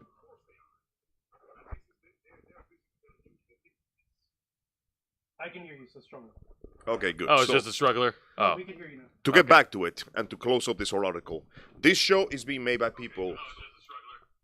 This show is being made by people who saw the animated series, and they decided, Damn. we are better than you. And Your we know it. Your little animation project doesn't mean anything. Do you remember that time that was it Beauty and the Beast or was it Snow? No, it was Beauty and the Beast. The Academy was so terrified that that movie might win an Oscar that they made an entirely new category just for animated movies. I did not Wow. know about this. I They did. did this. From the beginning of its entire existence, animation has been treated as only something for children, and that stigma has never gone away. In fact, it's gotten worse as animation projects, especially anime in general, kicks the shit out of most of the animation mediums here. We have an award-winning movie, literally called The Boy and the Heron, where we have Robert Pattinson squawking like a seabird. Yep. And it's beautiful. What the hell is And- wrong with and you they will plebs? never acknowledge it Nope. because it is not real art. So their idea of Bullshit. art is to take something beautiful that was once a fantastic show and turn it into their version, where they're going to make it better by making it their way. And as a result, it's going to fall apart, it's going to fail miserably, and I'm not going to even watch it. I refuse to even give that thing a hate watch. Same. Because these people, they thrive on the negativity and they don't deserve it. And you're right, the treatment of animation is bullshit and it was not going to change because they refuse to learn. The very thought of it is, well, let's be honest, it isn't just animation. Let me ask you something. Okay. Going back real briefly, let me take a brief flashback. Remember The Witcher? Yes. Yes. Thomas Remember how people made fun of some of the soldiers that had armor that looked like wrinkled, like penis skin? Yeah. That was done on purpose. According to one of the guys that worked on the staff said, yeah, a bunch of the co-workers and staff, they got together and we were supposed to design the armor for these guys of this section of the Empire. There is an actual part of the game that shows you what they're dressed like. It's fairly sensible medieval armor. But then one of the girls started yapping about the patriarchy, and it became an entire discussion of the patriarchy, and they made the guards look like literal dickheads as a take that to the patriarchy. And if you're wondering what the fuck this has to do with The Witcher, it doesn't. It's the fact that any type of foreign entertainment or animation is considered taboo to take seriously in the industry of Hollywood. If it comes from another country, it has to be lesser. If it's animation, it has to be for kids. Only our crap works. And we do this as Disney literally devours every fucking slot in the time zone, destroys all hopes of advertisement, and continues to put out increasingly shitty product year after year after year. That is so disappointing. Yeah, no, that's it. Oh man. So don't watch it. Yeah, Don't no. touch I'm not gonna watch it either. This is ridiculous. Oh my. You want goodness. to see it? Watch the original series. This And should- stop right there. Nikki Bella, I was checking over here and I could play. Yeah, like our audio is working and folks can hear us. I think it's just your end, Nikki Bella. You might want to check your computer settings. But yeah, that was really disheartening because I was really looking forward to this. I was hoping that after One Piece, some people would actually take the hint. Make a series with proper dedication and love to the craft. And hey, even if it's not perfect, it can still be good. But no, Gotta make my own version. It's okay, Angel. You know With what? black It's all chicken right. hookers. We don't have to continue talking about this because that's just gonna make you more saltier than you are. Good point. Let's talk about some good news for once. You mean Hell's video yeah. games? Gentlemen, I am proud to say this. Yeah, I was. I'm sorry, man. But let me give you some good news. Gentlemen, I don't often do this, but it is time to retire the joke Which joke? that the PlayStation 5 doesn't exist. Because after so many years, almost 4 years since the release, the PlayStation Showcase reveals the most astounding thing in the world. The PlayStation 5 will have games. Really? I know. I am blown away by this realization. Angel, that's not true, Angel. Huh? You've been telling us this whole time, and everyone knows that Angel never lies. This is the one time. Angel, we know that Angel never says anything that's untrue for You purely are comedic correct. purposes. I never lie, but I am capable of being wrong. So I'm willing to acknowledge it because I'm a big man, and I acknowledge that when I make mistakes, it is fair to address them. So let's talk real quick about the biggest announcements from the PlayStation's Winter 2024 State of Play. Yay! Video games. Hey, video games. I wasn't expecting much from this show when it started, to be perfectly honest with you. I was expecting some VR crap, and we did get some VR stuff, but it wasn't that bad looking. But we got some big announcements, some genuinely interesting titles that I'm really looking forward to it. And then we had to ask ourselves a question. Should we have connected? That's right, baby. We got a fucking 9-minute long trailer of Dead Stranding 2 on the beach. Also Oh my known as goodness. the Resurrection of Ken. Nice. Now, as expected, it is confusing, it is hilarious, it has some really good music choices and some of the most beautiful goddamn graphics I've ever seen. Hilariously, I did in fact finish playing Dead Stranding 1 about a couple of days ago, which is funny because now that I finished the game, the trailer for Dead Stranding 2 makes even less sense. What? How does that even work? Let's just say I have questions. Point case, the actual show itself shows what appears to be a cool ship called the Drawbridge, a new organization that is helping to once again build the chiral network and connect the world. Not just the United States, baby. We're connecting the entire world. And we need a single man with a mission. We need a really depressed looking biker. Hey, Norman, you free? Yeah. You want $1 million more and to hang out with Kojima again? Oh, cool. Yeah, Really? sure. Cool. Sure. What do I do? Do I have to carry the baby again? Yes. Yes. I get to carry the baby I've again? done worse. Yeah, But this yeah, will be the fun. trailer came in with incredible amount of confusing and incredibly beautiful visuals, showing what appears to be a much more actionized sequel. Hell, one of the first things we see is that they show Sam an armory rack. He has multiple rifles and multiple guns. We see him whip out the Glock and shoot some dudes in the air. Chiral guns. Jose. Chiral guns. That is awesome. And the implication is, according to what what's her name, Miss Fragile said, the Death Stranding was not quite the end. Something else has come to screw with humanities once again, and we see what appear to be floating corpses, the black tar, a cat that is also a Cthulhu, and more importantly, a guy with no hands piloting the ship by shoving his hand into a console made of black goop. It was fucking sick. But that doesn't matter, because what matters is that we have the most dangerous creature in video games, Troy Baker. Who is voicing and portraying a new antagonist in this game. Oh no, that's not a new antagonist. Wait. Oh, yeah, no, that's you're Higgs. right. That is Higgs. You're right. Jesus. Brief just a- spoilers. At the end of the first game, spoilers for Death Stranding. At the end of the first game, There's you- still no sound from whose mic? Nikki Bella. yeah, Struggler can hear me just fine, so I don't know what's Yeah. going on. Hold on. One. Let me do mine too, just play it safe. Blah, blah, blah, blah, blah. Can you hear me talk? Testing, testing, 1, 2, 3. Testing. 1, 2, 3. Can you hear us now? We should like. Are we all coming in clearly, folks? Please let us know. Yeah, it's there. Okay. And like I'm I playing- said, Nikki Bella, I'm playing you need... playback. Guys, Nikki, I think you need new headsets. Nikki Bella, you need to check your... What? Yeah, no. Nikki Bella, it's on your side. I don't know what else to tell I'm you, sorry, my friend. Nikki. I'm I think sorry. you're having some technical issues. Everybody else can. So, for those, turn on the subtitles. Good luck. So, for those of you who don't know, at the end of the first game, you get into a big, epic MGS4 style fight with Higgs, and you defeat him, and then he commits suicide. He dies. Man shoots himself in the head. So imagine our surprise when he shows up, apparently with his own little cult of dudes, and he has a completely artificial body. You can see his intestines floating inside his chest. But that doesn't matter. What matters is that my man decided to take a page from The Crow, put himself the makeup, bring out the electric guitar railgun, and get into sword fights with babies piloting mech suits. Also, he killed our baby! Oh, shit. He killed our baby? Yeah. No! Sam asked him, so you're the one that killed Lou. And he goes, oh, you don't know anything, do you?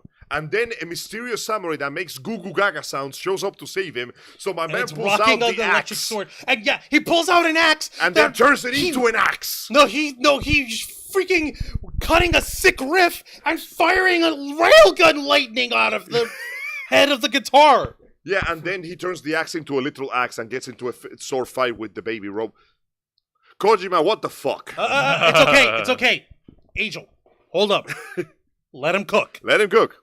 Now, Okay? We're gonna let him cook. We're gonna let the man cook. We're gonna let the in the man cook. interview, he made it clear that he wants to go a little farther. He wants to mess with the genre again. He specifically says that he wants to surpass the limits and blur the line between movies and games. Now, I gotta be honest with you.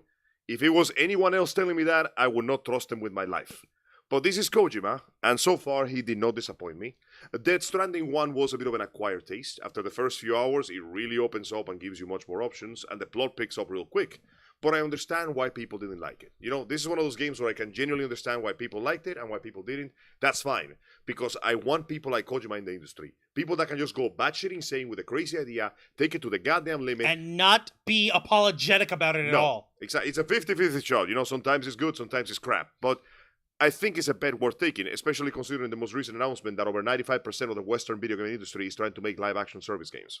No, No. not allowed. That's cool. Of course, we got, the original characters. We got, she Yep, reviewed. we got you. All right, thank you, Nikki Bella. No Thank problem. you. Now, It's okay. continuing with this, Hideo Kojima is going to blow our minds with sticks and stones that will break several bones, and I am genuinely looking forward to it on 2025. I'll see you guys on the beach. On the beach. Hey. So we've got plenty of fucking new characters, new abilities, some familiarity with what we've got from Death Stranding 1, and of course the cast of the star-studded cast, including Norman Reedus with his funky fetus, Leia Sado coming back as Fragile, as you said, Troy Baker as Higgs, and we've got some new characters, including a puppet, a little goddamn puppet. The little doll. What's his name again? I forgot. It was never named. He's become quite popular. Kojima specifically posted that he used a specific method to make him look like stop motion. Even whatever it is moving at 60 FPS. Like, you're literally having him move at jittery motion, Yeah, half the frame rate, and it's played by Mad Max director George Miller. Hey, why the hell? Sure. What? So Kojima is just collecting all the famous people he likes. Oh, I'm to sorry. make No, his I'm games. sorry. No, I apologize. It's by the head-on director, Fatih Akin. Thank you. Akin. But from what I'm looking at, the sequel to Death Stranding isn't the only thing cooking up in Kojima's house, is it? No, it is not. Our man is working on his own other original project, which is known as Hideo Kojima's new action game, espionage game, Fizzint. Fizzint. We have no idea what the hell is. Fizzint? No, Fizzint. Okay, check this out. In addition to Death Stranding 2 and OD, you guys That's right. remember He's working on OD with Jordan fucking Peele. You guys remember that? Yeah. The quaxing and wackling, whatever the hell, and then the chick Kojima screaming. Productions has another project in the works. Man, this man is pumping out work already. In In collaboration with Sony, Kojima and crew are marking a brand new next generation action. So he's making his own Metal Gear. With blackjack and hookers. Let's lie to ourselves. He's making his own Metal Gear called Fizzint that will transcend the barrier between games and movies. That's what he was talking about. Kojima says, in other words, he's returning to the genre that started with and helped create with the original Metal Gear. So it's basically Metal Gear, but without the Konami's fingerprints on it. We don't know. Sure, fuck it, go ahead. But- I want to see what happens. But the funny thing is that, if okay. he gets fucking Hater to work with him again, I'm gonna lose the my mind. funny fucking thing is that he's saying specifically this is going to be his most earnest attempt at taking cinema and blending it into the video game system. This is going to be his biggest attempt yet at formulating his theory of the Homo Ludens, okay? The man which plays.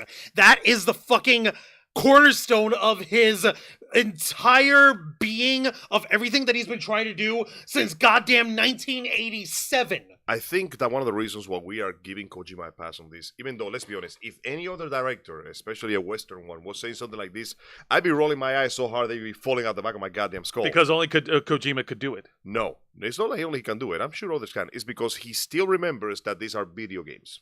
It doesn't matter how many cutscenes or how convoluted the plot he makes it or how long it takes to get to it. he always puts a huge amount of gameplay. Good gameplay that takes a lot of attention to detail. It took me a while to get to that point in Dead Stranding 1 because I honestly wasn't doing it right. I kept thinking I had to explore everything on foot like an idiot. I didn't realize how many tools the game gave me until like a few hours in.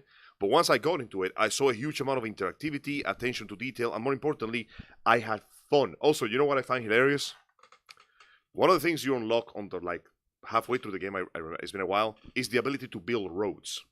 Right? And guess that, get this. Roads are made overpowered on purpose. Because when civilization made roads, delivery work became not a challenge, it became a chore. So as a result, the majority of your missions, once you build roads, become very easy unless you go out of your way to like explore. Because all you gotta do is get on your bike or your truck and drive to your destination. Also, a nice little thing. You know all those incredibly difficult and annoying pizza delivery missions in the game? Yes. Higgs delivered those to you. What? From the beginning of the game, he trolled the shit out of you. What? Yeah. He's the guy What? asking you to deliver pizza. He's the one who's been sending me pizzas! He's also the guy that put a nuke in your bag that one time, but that is not as bad as Ah! Jesus That Christ. is not what pizza was made for! Okay? Now, All right. I can't, what the no!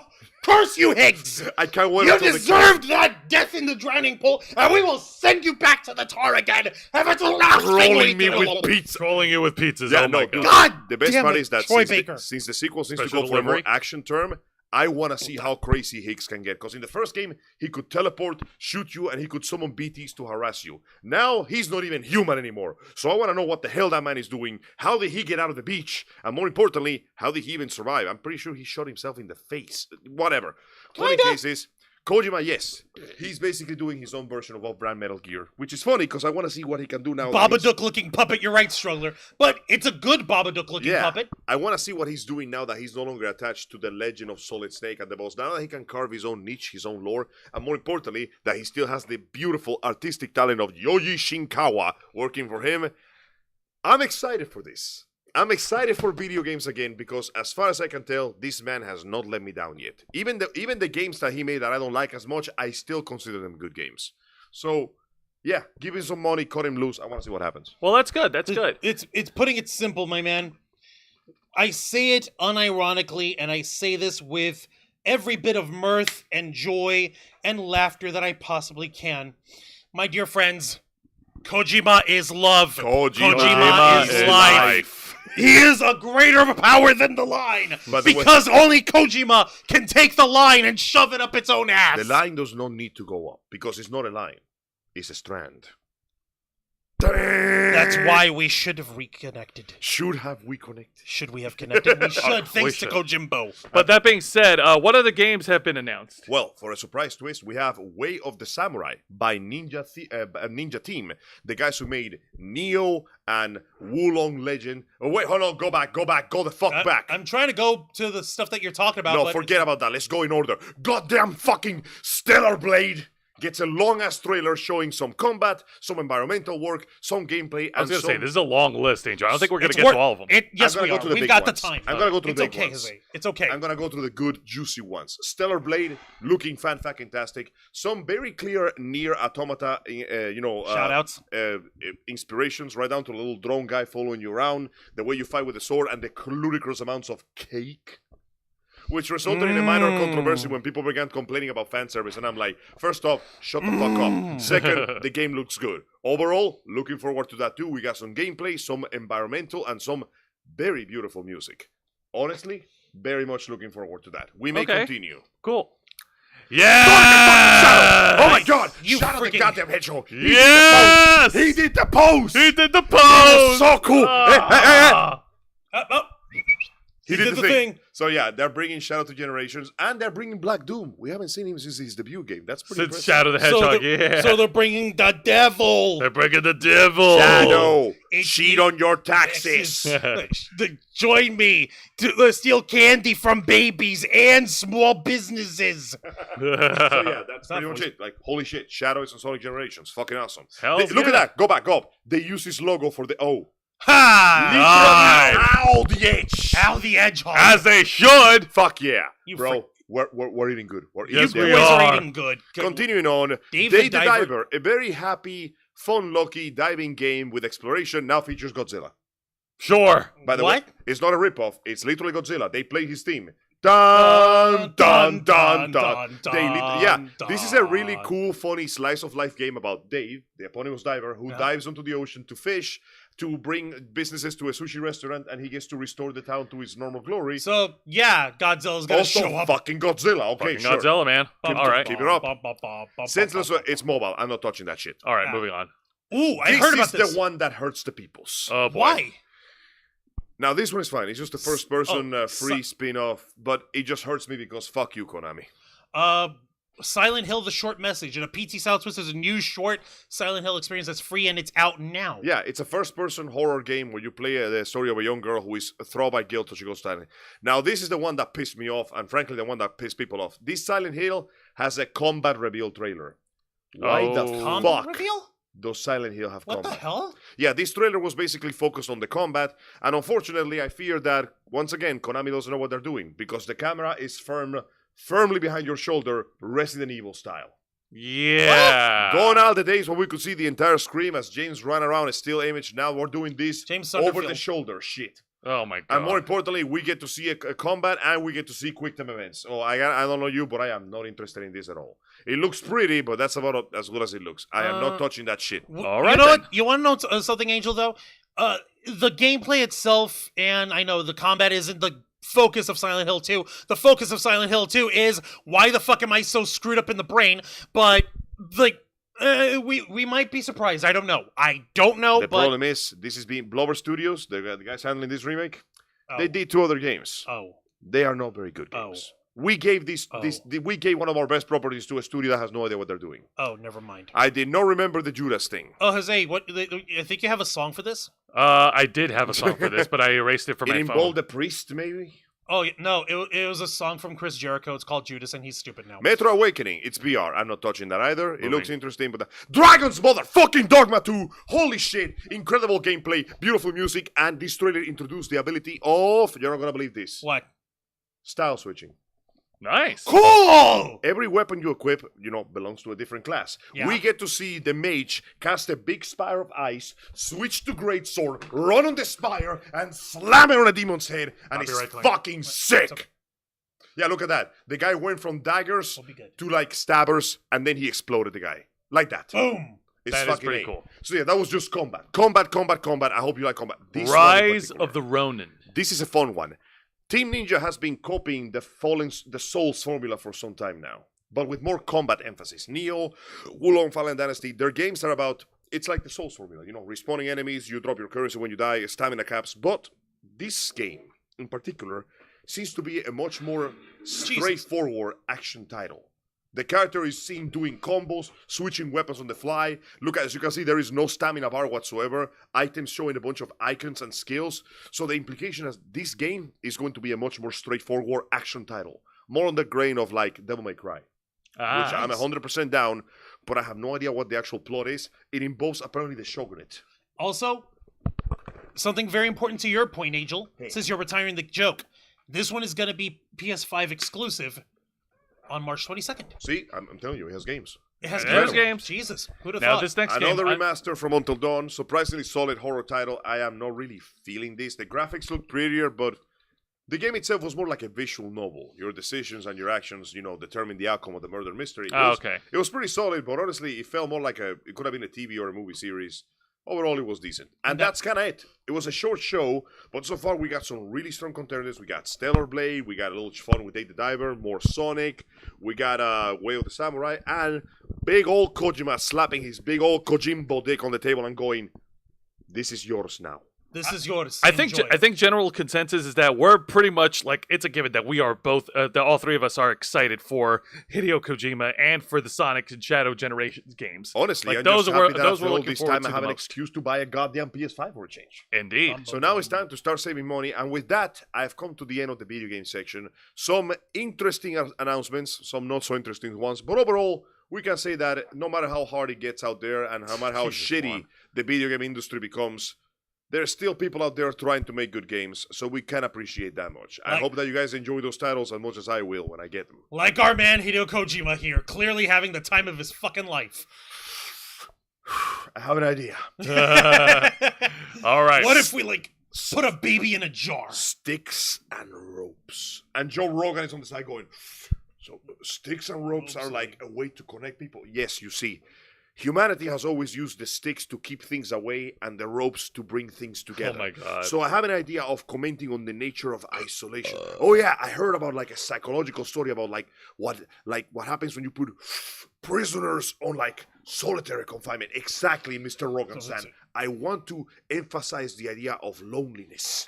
That's why you never actually see too many people when you are delivering packages, because it's just you and the man.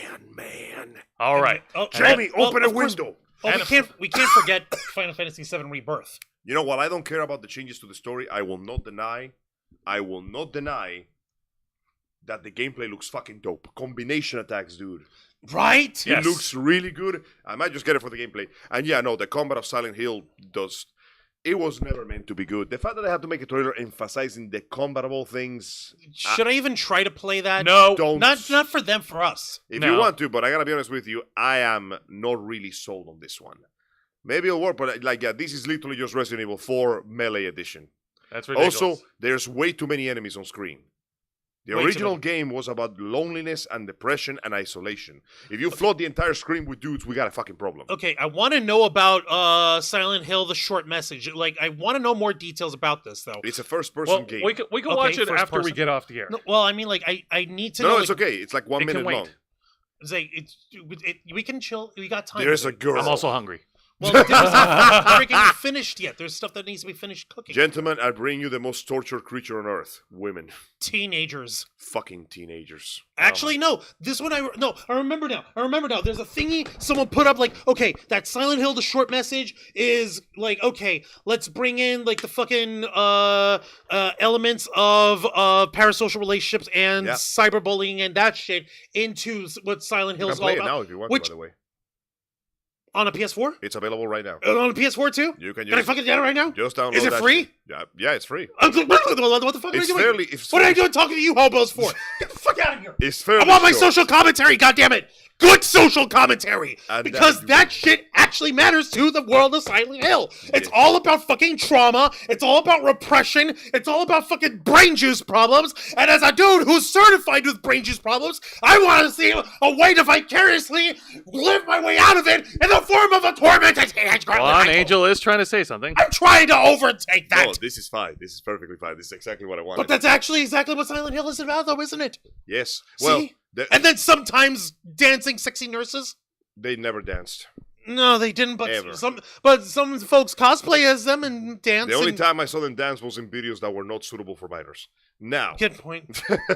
that being said, there was a reason that people didn't like Silent Hill 5 because they emphasized the combat over the horror, and as a result, almost nobody talks about it. The fact that they're starting by There's emphasizing a combat, 5? right? Yeah, exactly. The fact that they're emphasizing combat on this one does not fill me with good hopes, and especially considering the studio's previous work. But you know what? Konami making stupid decisions and throwing away golden geese is nothing new. We're just seeing it happen again. So how does it feel to see all the things that you once loved go down in flames? Oh my God. Feels great. Uh, But I digress. don't be so sure. We're getting that sequel to Death Stranding, and that is going to be Kino. I love how Death Stranding has become the PT that we never got. Right? Right. Which Well, is kind of fucked up because this Silent Hill: The Short Message, they build it here as a PT. Sorry, Yeah, it's first person and it handles some issues. But gotta come to an end. with that, I do believe that yes, you are correct. This has to come to an end, and we have come to an end. Please do let me know in the chat what games are you looking forward to, and whether you feel they are worth buying a PlayStation 5. Or frankly, I'm gonna wait until that thing goes on discount because I am not dropping $600 on a console. I made that mistake when I had a PS3. I'm not doing it again. Yeah, no, you're good, man. You're Sounds good. like a you problem. Real issue. Anyway, so we have reached the end of our program, and we thank you all for tuning in. You guys have been great on the chat. I don't have any spectacular announcements for the month of February, but don't worry. We're gonna get into a discussion, and Angel, we will have something new to start for Los Amigos Play next time, right? That is correct. I cannot say anything because I don't do spoilers.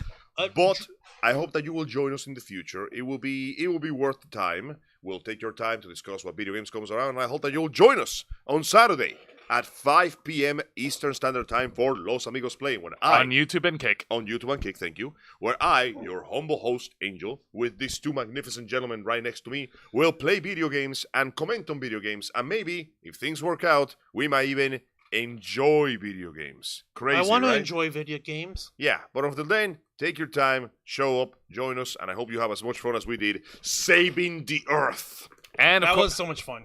And for any wrestling fans out there, tune into my program, which is Wrestle Rewind, every Thursday night at 10 p.m. Eastern, right here on YouTube and Kick. For next week's edition, along with our reviews of WWE's NXT, All Elite Wrestling, AEW Dynamite, and TNA Impact, me and Juan, we're also going to review the main event for NXT's pay-per-view event called NXT Vengeance Day, which is tomorrow, Sunday, February 4th, in Clarksville, Tennessee. Yes. Forget Valentine's Day, Angel. This might be right up your alley. This is the month of vengeance. Revengeance. Well, not Revenge exactly with a revengeance, but you're going to get your bloodshed. You know what? I'll take it. Yes, indeed. And, of course, we also have a program on Wednesday nights, Juanjo. Yes, you're damn right we do, and that's my program, The Black Files, the uncensored and uncompromising interview and review podcast of the Ravens Flock, where we usually, as you guys can tell, on the Ravens Flock, whether we're just us three guys, or if we're loaded with our full cast and crew, including Xanaros, Dragonfang, and K-Storm joining us on here, normally we spit out a whole bunch of guff and a whole bunch of news in the world of nerd and pop culture, but on my program, The Black Files, we zero in on just one topic, one story, and we cut in deep and we go hard with our opinions, with our thoughts on it. We don't shy away from telling you, hey, by the way, this is my fucking opinion on this thing, but we do present the fucking facts first. Such as what we had to do this past Wednesday when we had to continue discussing the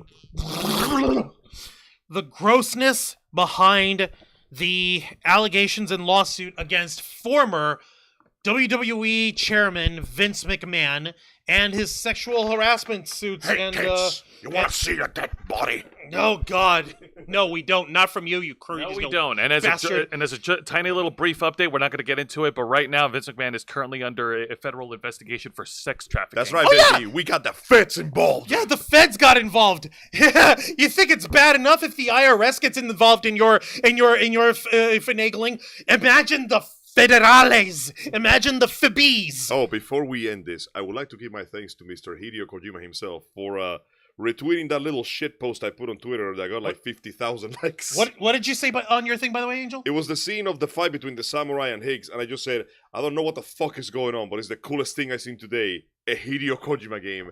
And he was the first like and the first retweet, and it gave me micro-celebrity niche status for 5 seconds. Thank you, Mr. Kojima. I appreciate the plug.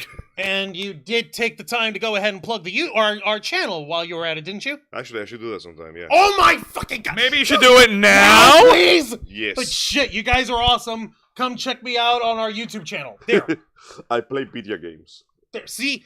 Maybe you could do that. Oh my God, yeah, you're right. The federales are now involved with Vince McMahon, and because this civil lawsuit has now got the potential to have a criminal suit involved. Of course. So, Because of course of he did. course I did. Because of course he did. We're not going to get into the dirty details because last week on the Ravens Flock and this past Wednesday on the Black Files, I already soiled enough of my soul in order to get that out of our system. But suffice to say, it's a horrible story, and I really feel bad for the lady involved in there, the Janelle Grant, I believe her name is. I feel bad for every victim of that had to suffer from Vince McMahon. And you want to know what's even dumber? One last thing. Was because since we brought up updates on there, guess who else is claiming to be a victim of Vince McMahon here? Whomst.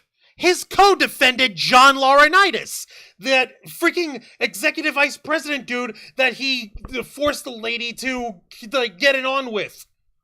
Yeah, I'm seeing some bullshit here. Yeah, he fucking trying to throw Vince McMahon under the bus in order to save his own sorry ass. I'm That- seeing like I some said, yeah. bullshit. We'll talk about that another time, but Like, you want me to finish? I'll finish. Okay. Let me finish. You want to finish? Let me finish. All right? All right? Can we finish? Can I finish? Please, can I finish? All right, I'm finished. Check out the Black Files as we go live and request access every Wednesday night at 10 p.m. Eastern, simulcasting on YouTube and Kick. All right, and of course, tune into our main show, our number one show here on this channel. There you go. Now it's my turn to have two voices. I am the most powerful one, and I will surely go drunk with this power within 5 minutes. I'm done. It's boring. Oh my All god. this power sucks. They want me to, like, talk to voters and kiss babies. Guys, please. Sorry, go ahead. No, you're fine. And tune into our main show, the number one show on this channel, The Ravens Flock, every Saturday night at 7:30 p.m. Eastern, right here on YouTube and Kick, where we, the motley crew of nerds, are gathered here to discuss with you the latest news and topics circulating in the world of nerd and geek culture, as I try my best to try and steer the ship in the right direction. Is that an It's not a iceberg? matter of steering the ship in the right direction. You've been steering us in the right direction. Hey, Captain, is that an iceberg? I'm just gonna ram right into it. You're just trying to rush us. Why Don't do I rush hear us. Celine Dion? Oh, Be shit. tranquilo. Andrade Cien Almas taught you to be tranquilo. Come on, go Now, ahead. whether it's a slow week or busy week or even a dead week, there's always something to talk about, and we'll be here to share with each and every one of you. And of course, once again, I thank all of you for tuning in tonight. You guys have been great in the live chat. Everything that we've been doing on this channel, from our shows to our subathons to our watch parties to our con appearances, our interviews, everything that we have been doing is all part of our directive from 2013 to make your voice our mission. With that being said, Juan, plug us away. Don't mind if I do. Folks, thank you very much for watching this week's live stream edition of The Ravens Flock, hosted by Jose Casabona, Angel Mendez, and yours truly, Juan Arouse, as we bring you the latest news in the world of geek culture, nerd culture, pop culture, and everything in between. Working hard and staying strong to make your voice our mission. Join us as we go live every Saturday night at 7:30 p.m. Eastern Time, simulcasting on YouTube and Kick. Hit the subscribe and the follow button, ring the notification bell to stay up to date on all of our content. Become an inner flocker by hitting the join button, and until next time, continue to follow us on Facebook.com/The Ravens Flock, Twitter.com/The Ravens Flock 13, Instagram.com/The Ravens Flock Online, Kick.com/The Ravens Flock, and of course, remember to hit the subscribe button and ring that tiny little notification bell right here on our flagship platform, YouTube.com/The Ravens Flock, humble home of the Black Files, Los Amigos Play, Wrestle Rewind, and The Ravens Flock. Noise. All right, folks, thank you very much for tuning in to another exciting edition of our flagship show. Nerds watching all over the internet, we are The Ravens Flock, and we are out.